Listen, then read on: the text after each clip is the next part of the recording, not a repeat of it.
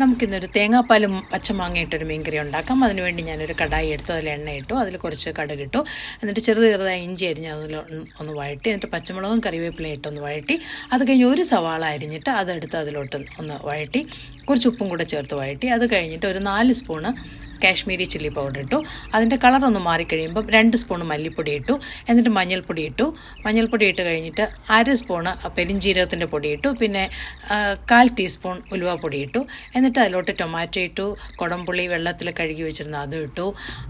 അത് കഴിഞ്ഞിട്ട് ഒരു ബൗള് നല്ലതായിട്ട് ഒരു തേങ്ങാപ്പാൽ ഒഴിച്ചു.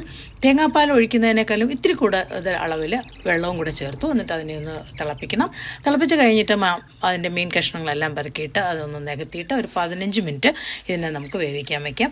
15 മിനിറ്റ് കഴിഞ്ഞ് എടുത്തിട്ട് നമ്മൾ അരിഞ്ഞു വെച്ചേക്കുന്ന ഈ പച്ചമാങ്ങയെല്ലാം അതിലിട്ട് കൊടുത്തിട്ട് അതിനെ ഒന്ന് നികത്തി ഒരു 5 മിനിറ്റും കൂടെ അതിനെ വേവിക്കാൻ വയ്ക്കുക. 5 മിനിറ്റ് കഴിഞ്ഞെടുത്ത് അതിലോട്ട് നമുക്ക് കുറച്ച് കറിവേപ്പിലെല്ലാം ഒന്ന് തൂവാം. കറിവേപ്പില ആദ്യം ഇട്ടതാണ് എങ്കിലും കുറച്ച് കറിവേപ്പില എല്ലാം തൂവാം. അത് കഴിയുമ്പോഴത്തേക്കും ഒരു 2 മിനിറ്റ് കൂടെ അടച്ചു വെച്ച് ഒന്നും കൂടെ വേവിക്കുക. അത് കഴിഞ്ഞ് ഒന്നെടുത്ത് നോക്കി, നല്ല കുറുകുറാന്നുള്ള മീൻ കറി റെഡിയായി. അപ്പോൾ ഇത് ഒന്ന് എല്ലാവരും ട്രൈ ചെയ്യുക. Thank you for watching task time.